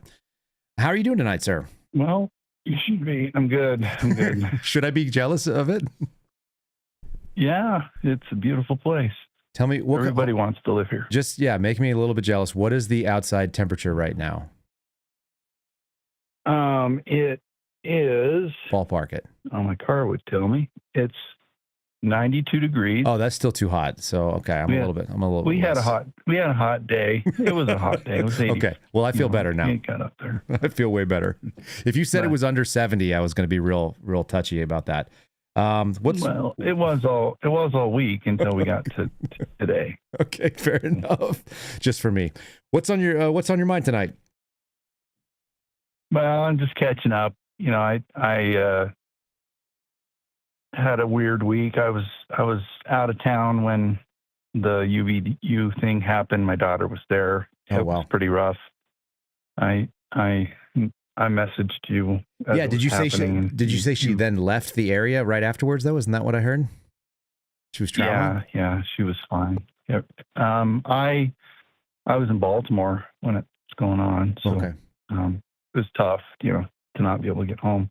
Yeah. But I was doing good work, and I've got retirement looming, so it's 9/30 is my date out, and October 1st is when the pension's supposed to start. No kidding. You're almost there. Yeah, almost there. Congrats on that. That's a big achievement. Yeah, I got five businesses I'm launching all at the same time. Oh, good. Doing insurance and got licensed, and that's not really retirement. No, it's not. That's collecting a pension, but not for the next retirement. 10 years and not touch the retirement money. Yeah, fair enough. So. Okay, fair enough. Yeah, all the people I talk to that quote unquote retire end up having an awful lot of things going on in their life. They get real busy. No, and I sat across the table at the training for the insurance agent thing today, and the other guy across the table from me was just leaving the IRS. Okay. And, so it's all good. I think we're finding our way out here. It's a terrible job market, though. I guess I don't know that I would have jumped if I'd known how bad it was. Yeah, that's fair. Becoming a business owner's okay with me. I can do that. It's going to be a lot more work. I just talked to another buddy who retired from federal service, and he kind of got booted out of his. He was trying to put his toe in the water and working for himself. I don't want to say too much about what his situation was, but he was putting his toe in the water and kind of trying to take some side business in his field, and then his primary earnings source found out about it and didn't like it, and just cut him off and sent him a termination email right afterwards. I was like, that's shitty. But he had already put his toe in just long enough that he was able to pick up 16 jobs that were paying, and that was enough to keep him going for the next 6 months kind of deal. And so anyway, he's off and running. And I was like, welcome to working for yourself. You'll never work harder, but at least you'll know who you're working for. Oh, absolutely. And there's a lot of money to be made out here. I mean, if you know what you're doing, you can do well. And there's a lot of talent. That's the cool thing about this job market is there are a lot of people that are hungry right now. So that makes sense. If you're gonna hire somebody to help you, this is the time to come out and do it. Yeah. Well, and you got it. Now you don't have to compete maybe as much against these H-1B visa $100,000 things. Did you see that stuff? What did you think about that? Yeah. Well, I'm a debt guy actually. So there was one guy that was out on Reddit, I guess, and said he'd racked up $600,000 in credit card bills and fled the country. So I sure hope he goes to a nice place and never wants to travel anymore. Yeah, I've seen a couple of these videos. I don't know if they're real or not. I saw a lady too that said the same thing, racked up student loan debt, and now she's bailing out of the U.S. and she looked like she was some chick from Europe or something. I don't know. Yeah, it's okay. I mean, I'm in the restructuring area. I'm Max in the chat, guys. Hi Renzo. They're sitting there trying to figure out who they're talking. And so we're gonna have fun. I'm gonna go sue the IRS. So I like that. I've been talking to Renzo about it. Yeah, good stuff. We're gonna have a great time. I've got a master's degree in tax, and I've been hiding in government for 22 years. But game on. I figured out a way to help some people out that are stuck with the employee retention credit thing that it was supposed to be pandemic relief, and the IRS ran out of money, and they also thought that there was a lot of claims that were going in that were fraudulent, but that's not everybody. That's maybe a third of the claims, but the rest of the people are in a bad way, especially if they're like a small business and they're looking for a 6-figure payout from the IRS that's not materializing. It's getting pretty that's a lot of ugly. That's a lot of money to float to our government if they owe it to you, right? Yeah. Well, I mean, I don't agree in principle with the whole idea, but it wasn't me that wrote the laws and made the rule. Right. And people were just, hammered by the pandemic. We're 4 years past it, and the pandemic, quote unquote, relief that was supposed to come to them in the form of this tax credit just isn't getting paid out because the IRS is understaffed. Sure. Well, So, and they make the worst enemies of yeah. people. They piss off people that worked inside the system that knows how the system works. And then it's like, okay, well, you picked an enemy. It's not the enemy you wanted. They know all your weaknesses.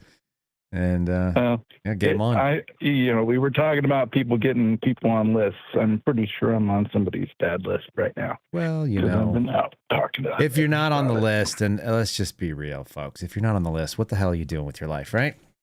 Right. Get to work.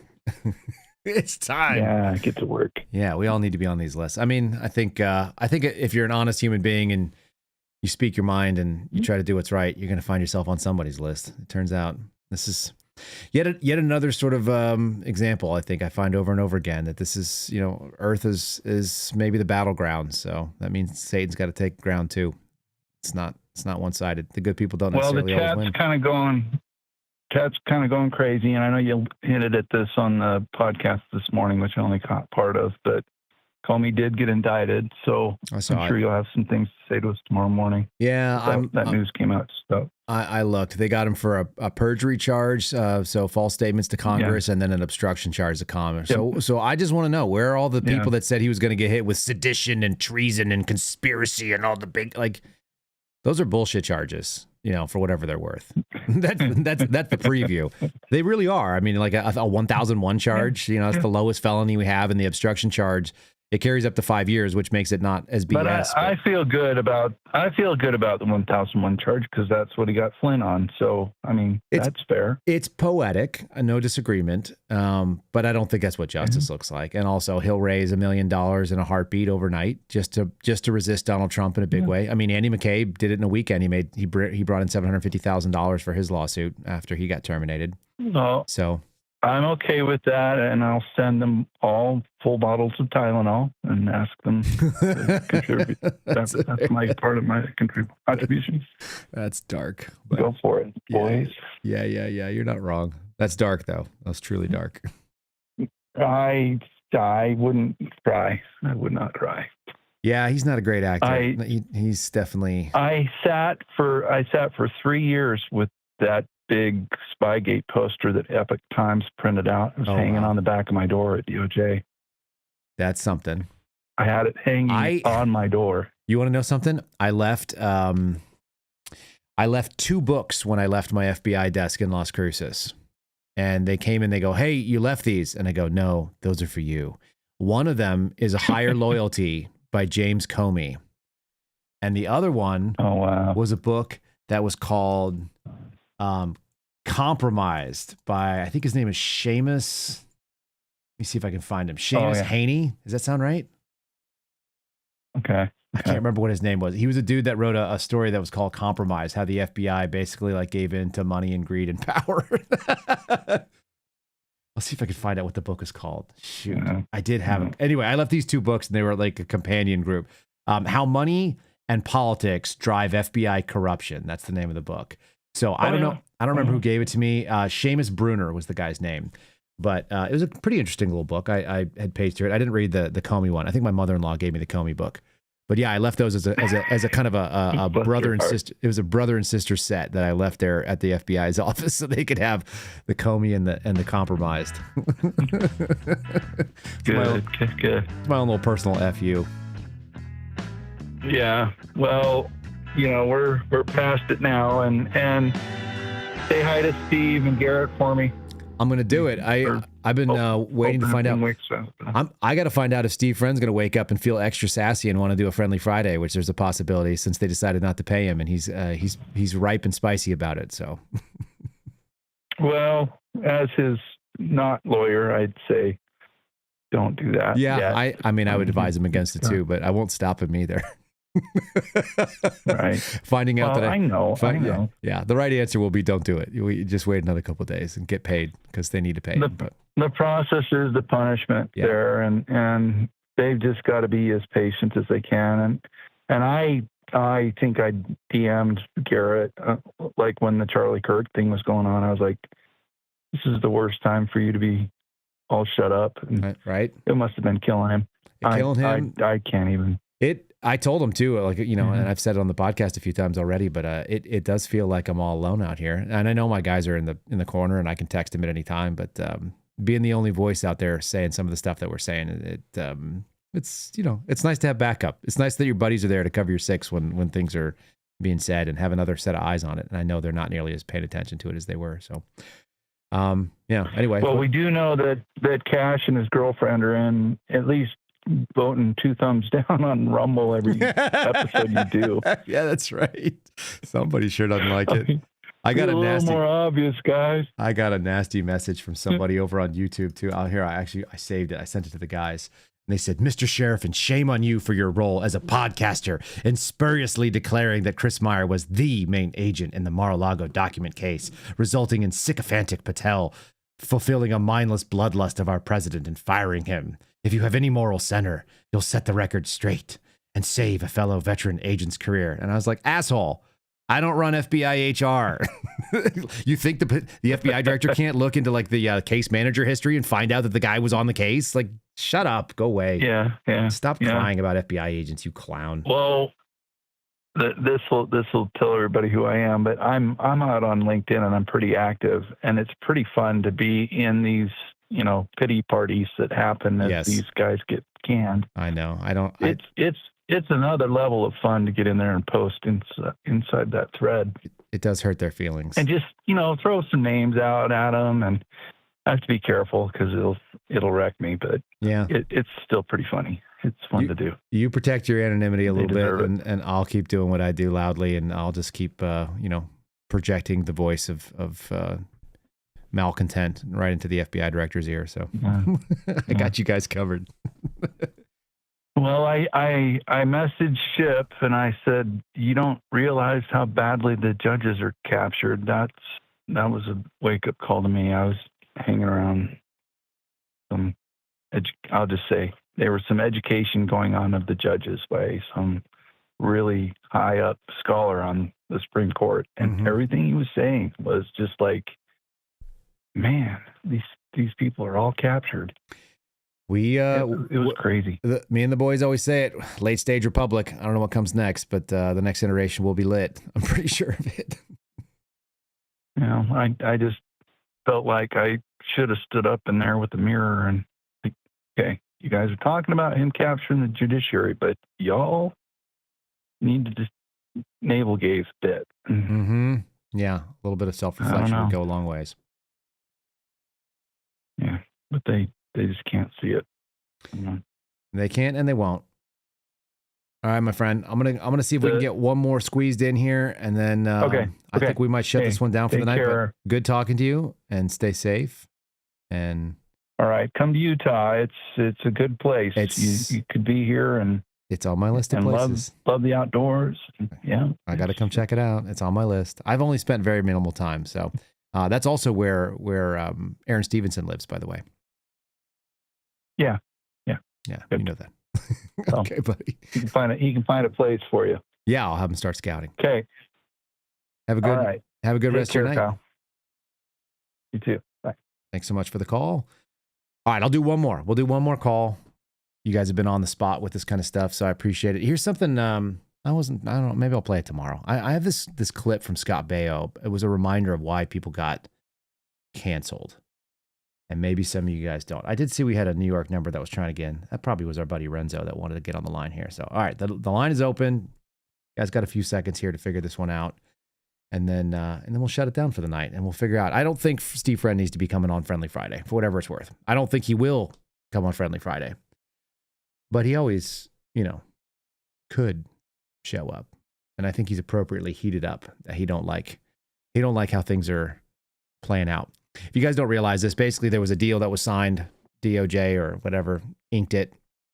FBI is required to give those guys their jobs back, and they had until the end of close of business today. Today is September the 25th. So they were supposed to get back pay and reinstated, and it did not happen. So yet another thing. The only upside to that is that after passing that September 25th deadline, the FBI apparently has to cover the legal cost for Steve and all the guys from Empower Oversight. So it sounds like they've got to write another check, which means that we get to write a check. That's what that means. All right. what happens is I'm going to put this little clip on that I was thinking about. This is just a good reminder of how many people got canceled and what it cost them over the last couple of years. Sometimes we forget about all that. The moment, I think this is what Mark was talking about. When can we keep talking about the same things? Is it now worth talking still? I think so, because there's always somebody out there that might be receptive. Here's Scott Baio. Haven't heard that name in a while. So last night I'm watching Gutfeld, which I'm a big fan of. And my friend Adam Hunter was on there, who's almost part of our family. He has a wonderful wife and daughter. We love him. And one of the guests, Tyrus, took a really cheap shot at me. It was really unwarranted that he didn't know if I was alive or dead. Well, Tyrus, just so you know, I've been in the entertainment business since I'm 9 years old. I don't know how many television series I've had, maybe 7. I don't know how many movies I've done, a bunch. How much directing I've done, a bunch. And I had a show on up until 2016. You know what happened in 2016? I spoke for President Trump the first night of the Republican convention in Cleveland. And what do you think happened after that? I got canceled. And the reason I got canceled is because I spoke for Trump. And the reason that I did it is because I want my daughter, whom I love, to grow up in the country that I grew up in. And after that, I had death threats and my daughter had death threats. So that's kind of where I've been for the past 9 years. Done some work in between that, but stuff for friends. But I've had the privilege and been blessed that I don't have to do a damn thing. So that's where I've been.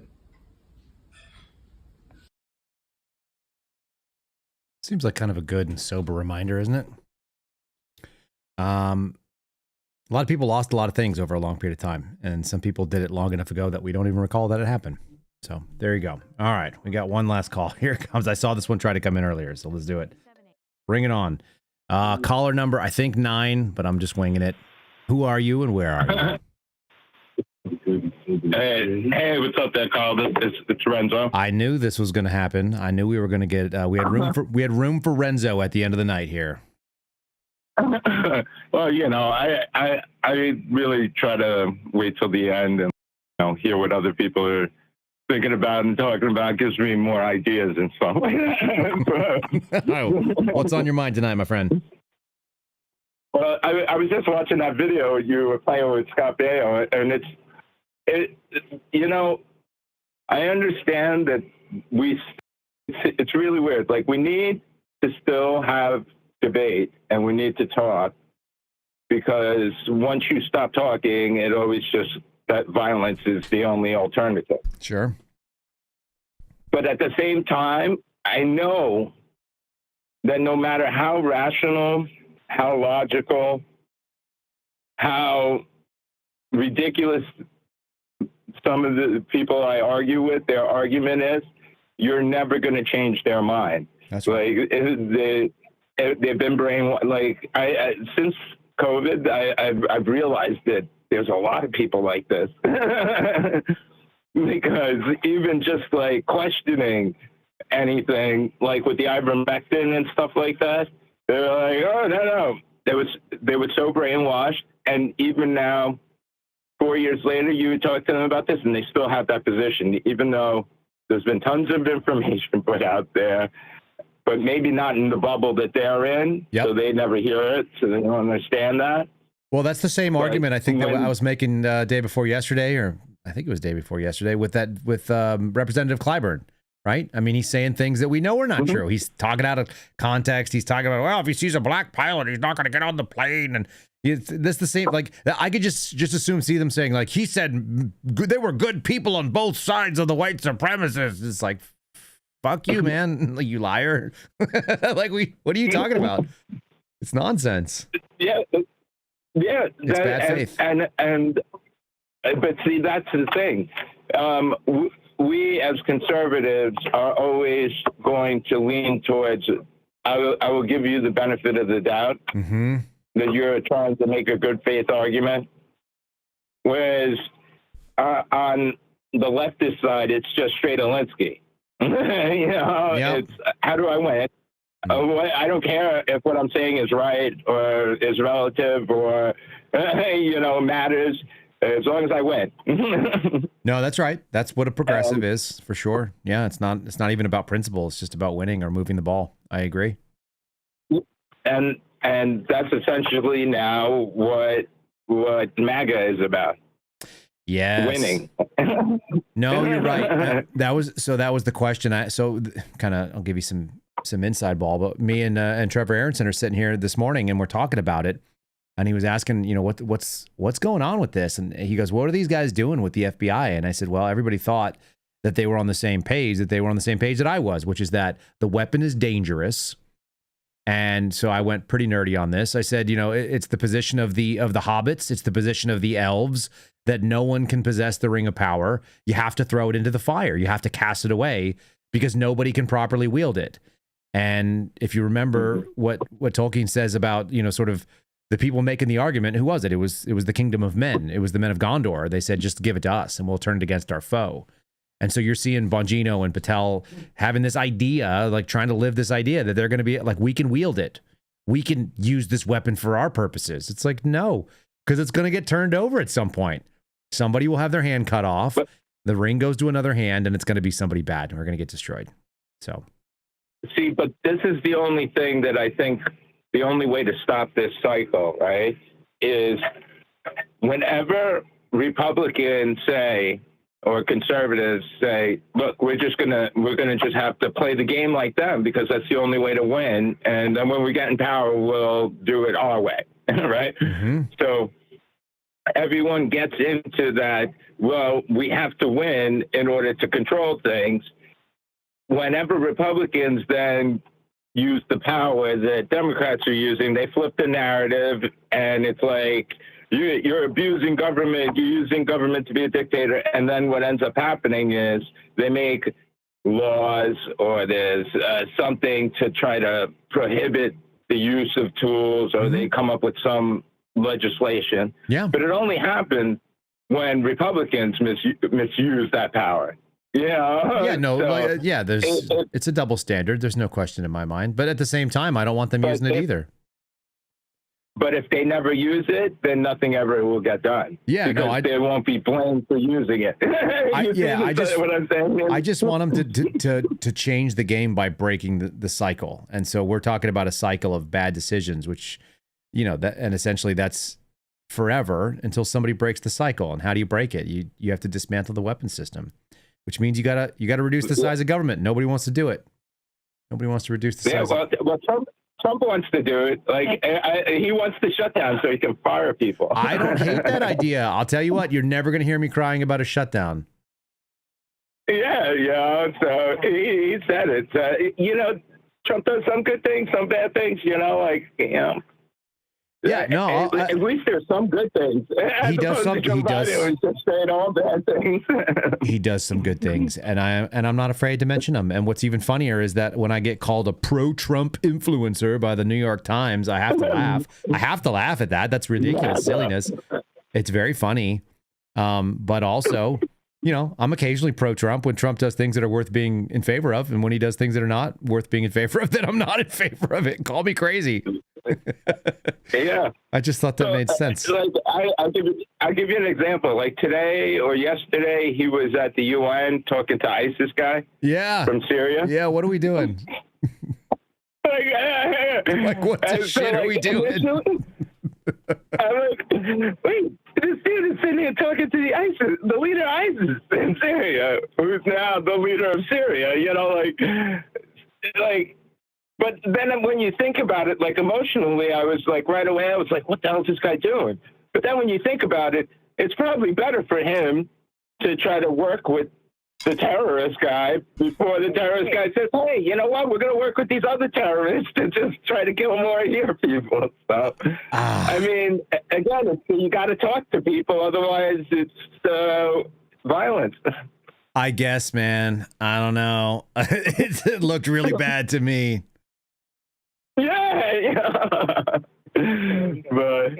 But I mean, you know, what else? I thought about it, and I was like, why would he do this? There's got to be some reason, and I'm like, the only reason could be is like, oh, yeah. Unless there's, you know what? There's got to be a reason. Unless there's not a good reason, there's always a possibility that we have to leave it out there that there's no good reason. Yeah, well, you know, that could be it too, but you know, it really could be. We'll see. You know, you can see what happens. I mean, you know, like maybe this guy says, you know, we won't kill Christians, we won't kill the Jews. You know, we'll protect them. Yeah. You know what? Yeah, you know what? What did they used to say? They used to say maybe pigs will fly out of our butts, but maybe they won't. Yeah, maybe. I mean, everybody said Assad was such a bad person, but he was the only one that was protecting the Christians and the Jews. Like, I was very confused about that whole war. Yeah, very confusing. You know what? What I've also realized, this is why I sit in the America only category, because I just, you know, how excited can I get about what goes on in places that don't matter to me? They just don't. Well, I'm like the Republic of Bacon. If you don't eat bacon, you're not my people. So I just don't care. And that may be very provincial and ignorant, but I do actually sort of live in the space. If you're not eating bacon, you're not my people. I don't care about vegans. Well, then, yeah, well, that's not Michigan. That's why Michigan is not be America anymore. I got those videos. Yeah, I've been watching them. It's not Michigan at all. There was a guy that was on Australian TV the other day that was wearing bacon on his shoulders, and this lady said, "What are you doing?" And he was like, "Oh, they always want to cut our heads off. This is to keep people from trying to cut my head off because I got bacon on it." It's like, oh crap! What a day! What a day. So, yeah, you know, so like, I mean, really, like, I don't know, the world is a very weird place in the last, like, 10 years. Since Trump broke their whole globalist plan, everything is now, like, getting weird.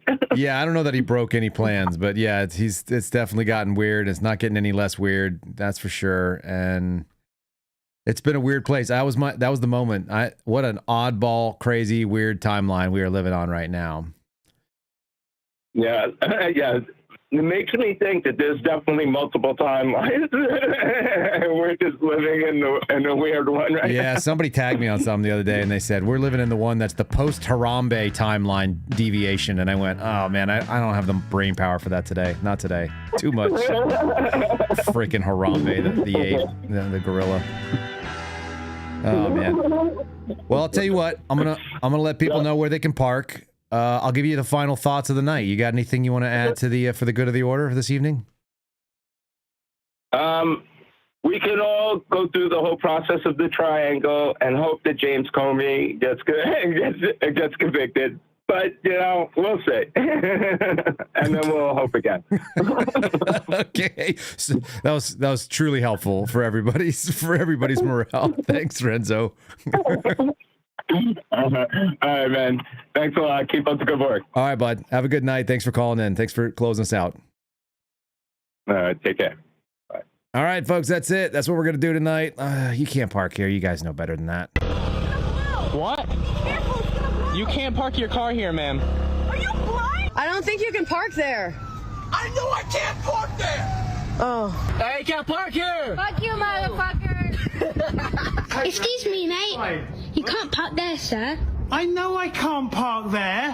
Hey, watch out! If you're gonna blow, watch out! Ma'am, you can't park your car here! Are you serious? You can't park that there, mate. Fuck off! Excuse me, you can park here. Yeah, you guys can't park here. No shit, really? You can't park there! That's what I said! Hey, you can't park there. Appreciate you, brother. You can't park there! You guys, you can't park there. But you still can't park. You can't park there. You can't park there. No. It's a park. You can't park there.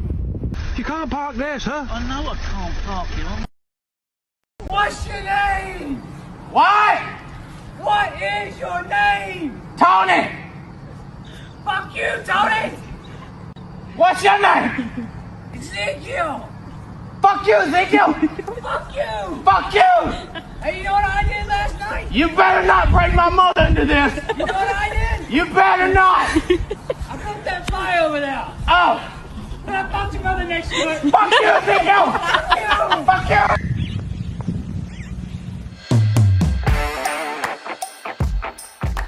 Thanks for listening to The Kyle Seraphin Show, streamed live weekdays on rumble.com/Kyle Seraphin. Follow Kyle on Twitter, Truth Social, and Instagram at Kyle Seraphin.